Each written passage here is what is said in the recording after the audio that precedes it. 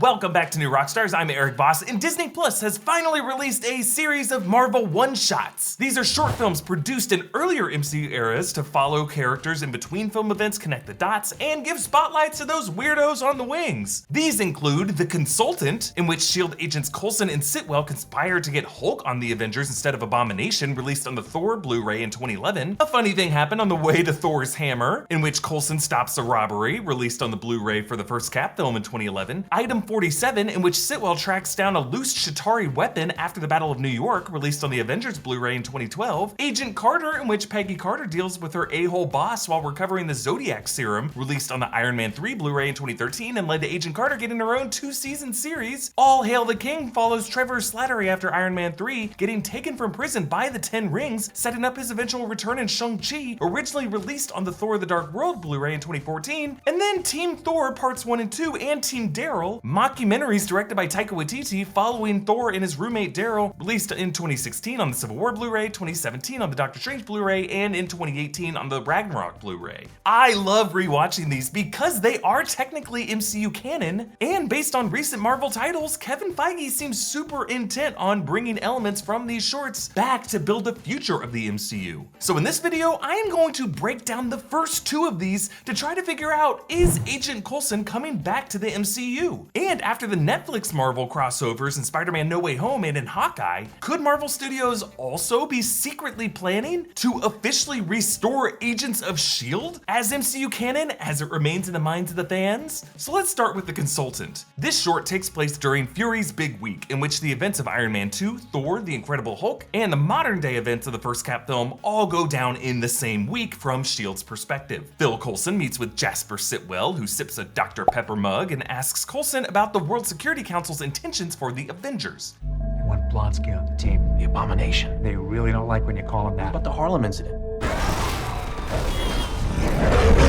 They're pinning that on Banner. On Banner? Not the guy you want to make angry. They consider Blonsky a war hero. They want him exonerated, released, and then added to the roster. Emil Blonsky, played by Tim Roth, was a super soldier enhanced with a similar serum from the US military's attempts to recreate Dr. Abraham Erskine's serum used to make Captain America. Blonsky engaged Hulk at Culver University and then juiced up again on a serum from Banner's gamma-irradiated blood to become Abomination, leading to a rumble in Harlem. Now, to everyone's surprise, this guy returned in Shang-Chi, redesigned to his comic-accurate appearance, with Tim Roth recording audio for the cameo. Now he's a sparring partner to Wang and Macau's Golden Daggers Club, run by Xialing. Now, we still don't know for sure the nature of Abomination and Wang's relationship, but No Way Home confirmed that Wang is currently Sorcerer Supreme, and he may have a side deal with Thaddeus Ross to train Ross's assets to form a new lineup that may become the MCU's Thunderbolts or Dark Avengers. But back in this short, Coulson then asks Sitwell about his clearance level. What's your clearance level? It's funny. It's level 6. Like you.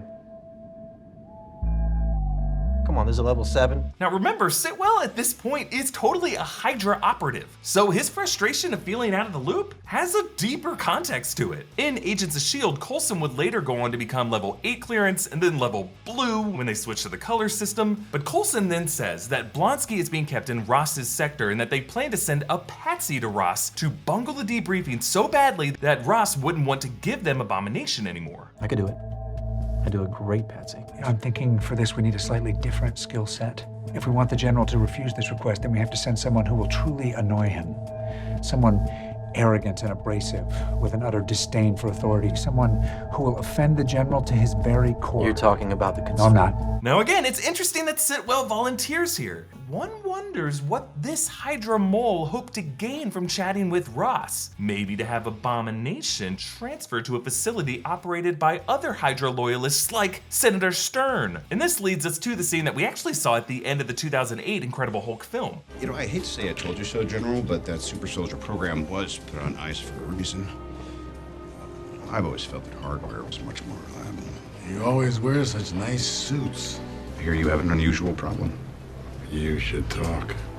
You should listen. So now that moment is redefined as less of a random flirtation by Tony Stark, who did later on seem super reluctant to join Nick Fury's super secret boy band, and instead make this more of a maneuver by S.H.I.E.L.D. to use that Stark wildcard to swap Abomination for Hulk. But again, this is really as much of a maneuver by Hydra, because it looks like Val is ultimately part of Ross's Dark Avenger recruitment operation, and we are still waiting to find out where her loyalties lie, and what incarnation of herself she will be from the comics. Madam Hydra? A Skrull plant? A Victoria Hand equivalent? Now, we did see Victoria Hand in Agents of S.H.I.E.L.D., but hold that thought as we move on to the second one-shot short film. A funny thing happened on the way to Thor's Hammer, a title inspired by Stephen Sondheim's musical A Funny Thing Happened on the Way to the Forum. This is also set during Fury's big week, right after Coulson left Tony Stark in Iron Man 2. I've been reassigned. Director Fury wants me in New Mexico. Fantastic. Land of enchantment. So I'm told. Secret stuff.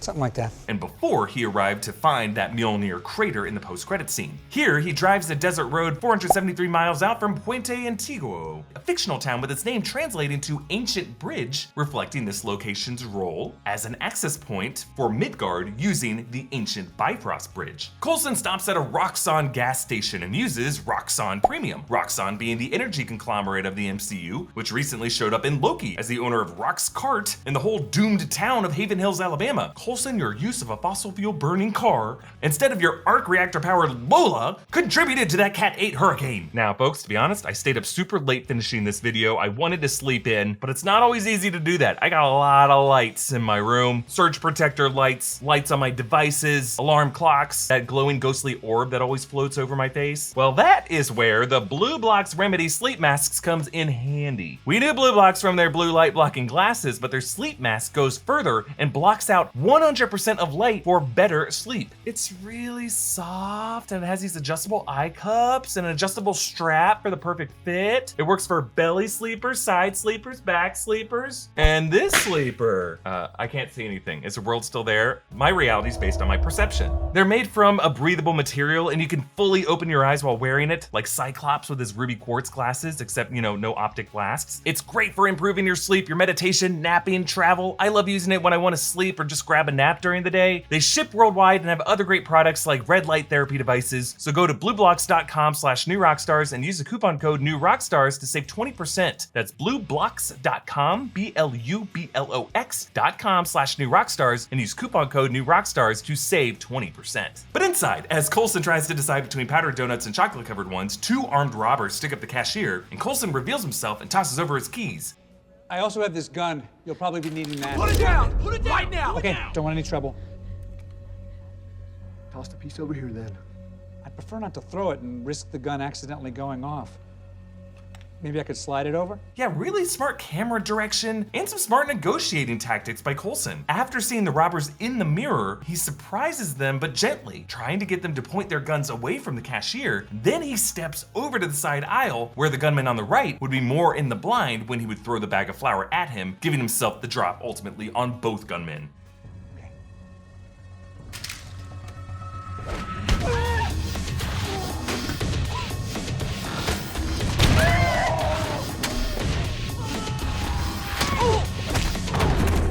And an interesting bit of VFX here. When Coulson kicks the gunman's shotgun downward, the shot spray seems to only blast up pieces of floor tile, but the gun was pointed directly at the gunman's foot and he screams in pain. I think the original version of this had Coulson redirecting the gun so that the guy would shoot his freaking foot off, spraying blood all over this floor, but they changed it in VFX so that just a bit of tile dust got on his foot, no blood visible. So where does this leave Coulson's fate in the MCU? Well, Coulson died in the 2012 Avengers film, a death that proved crucial to rallying the Avengers together to defeat Loki's forces. However, unbeknownst to them, Coulson was resurrected by Nick Fury using a process called Tahiti, Kree medical technology that reanimates the brain and wipes away certain memories. An advanced version of this was used on Carol Danvers and Captain Marvel, transfusing Jan Rog's Kree blood into her body after they took her and reprogrammed her.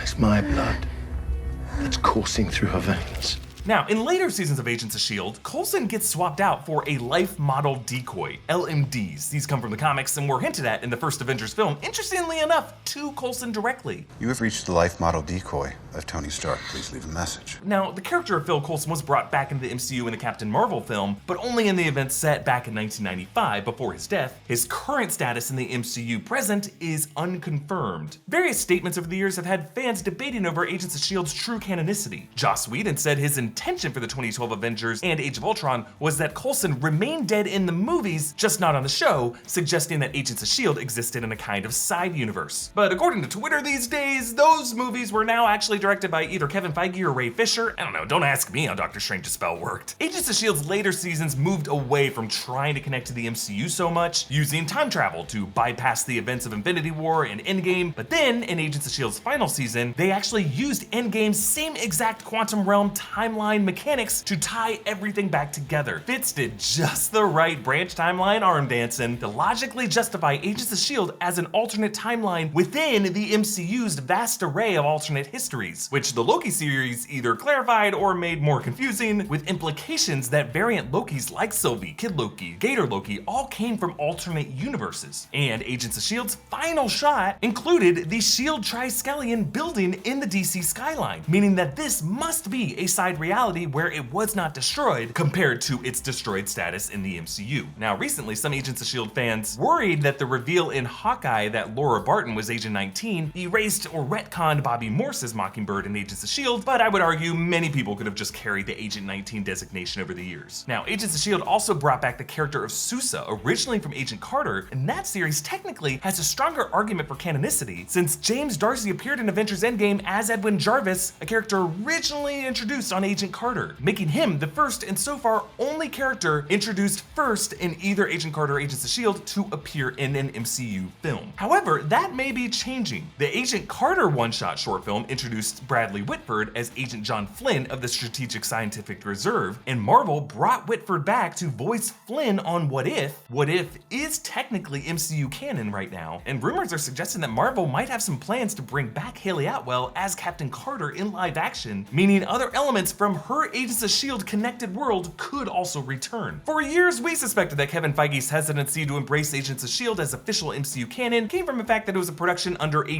different division of Marvel Entertainment, overseen not by him. But the same was also true for the Netflix Marvel corner of the universe, which once occupied a similar canon vagueness as Agents of S.H.I.E.L.D. did, referencing MCU events but never itself getting referenced in the MCU. And that all changed spectacularly with Spider-Man No Way Home, featuring Charlie Cox as Matt Murdock Daredevil, and Hawkeye featuring Vincent D'Onofrio as Wilson Fisk Kingpin, both from the previously separate Netflix Marvel continuity. And unlike the multiversal cameos of Green Goblin, Doc Ock, other Spider-Man variants in that movie, Daredevil and Kingpin are now just suggested to have already existed in MCU history. So this just goes to show you how simple it would really be for Kevin Feige and his team to clear up any confusion over what is and isn't MCU canon going forward. For Daredevil and Kingpin, there is some historical muddiness if you go digging too deep in those Netflix episodes, but for Coulson and the Agents of S.H.I.E.L.D. characters, the logic is all right there for Marvel Studios to endorse, take credit for, build on, and profit from. And there are a few ways Marvel could do this. They could fold Coulson's return into a coming multiverse reset in Doctor Strange and the Multiverse of Madness, like suggest, sure, Agents of S.H.I.E.L.D. ended in a side universe, but things from that universe are now merged into this one. Thanks so, Wanda. Coulson could also come back as a Skrull in Secret Invasion. Now, yes, when Coulson died in 2012, he did not revert to Skrull form, so that wasn't a Skrull imposter. He was already impersonated by a Skrull once in Captain Marvel, but again, it doesn't have to be that complicated. With Project Tahiti and the life model decoys, Agents of S.H.I.E.L.D. already gave us plenty of ways Coulson could still be alive that doesn't negate any of the MCU film continuity. And now on Disney Plus, thanks to these Marvel one-shots, new fans are discovering just how fun Clark Gregg was to watch in this universe. So let's hope his Marvel one-shots being added to the Disney Plus page of MCU titles will really precede all of Agents of S.H.I.E.L.D. being added as well. And when the dust settles after Multiverse of Madness, may it also end with LMD Coulson running a still intact S.H.I.E.L.D. clearance level platinum, parking Lola in his private garage on the Triskelion as Abigail Brand and Nick Fury conference call in from the Peak Space Station with some nonsense about Skrulls, just for Coulson to respond, "You have reached the life model decoy of director Phil Coulson, please leave a message." You can support New Rockstars by checking out our merch options at newrockstarsmerch.com. Follow me on Instagram and Twitter at EA Voss. Follow New Rockstars and subscribe to New Rockstars for breakdowns of everything you love. Thanks for watching, Coulson.